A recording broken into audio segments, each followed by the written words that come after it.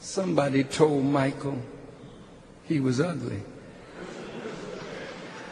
Somebody told my brother he wasn't good looking. Somebody told you the same thing. So you begin to hate the way God made you, but you don't have no money to fix it.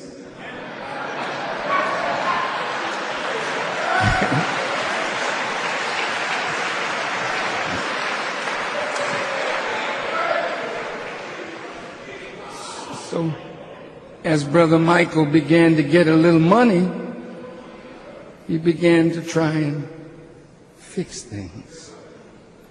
Well, I read something. He had about 6 nose jobs. He had a lot of stuff done. He had money, and he was working on himself. I had a conversation with Brother. He said to me, he said, "Minister, they always made us see black people as ugly people in the jungles of Africa." Listen to his words to me. He said, "But then I began to study, and I saw that some of these great Egyptian pharaohs, they were beautiful people." He said, "And so I went," he said, "to my friend Spielberg and David Geffen and others, and I asked them, would they help me to produce a movie on the lives of Africans to show black people how really beautiful we are and were." He said they turned him down, and he said he decided he would do it himself. It was Hollywood, whose first movie. What was the first movie? The Birth of a Nation. How did it portray us? And how has Hollywood portrayed us? And who were the Hollywood moguls that portrayed us like that? Am I anti-Semitic, or are they anti-black? They know our history, and they wanted to keep our history from us so that we would never be inspired to rise above what they had portrayed us as.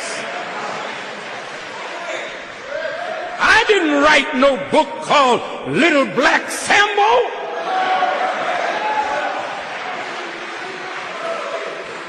Somebody wrote it for me to read. I'm not anti-Semitic, but they were anti-black.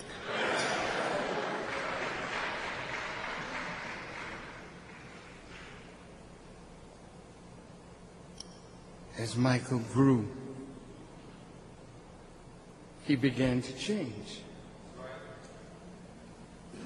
He fixed his nose, he fixed his chin, he took some of the fat out of his jaws, and later on,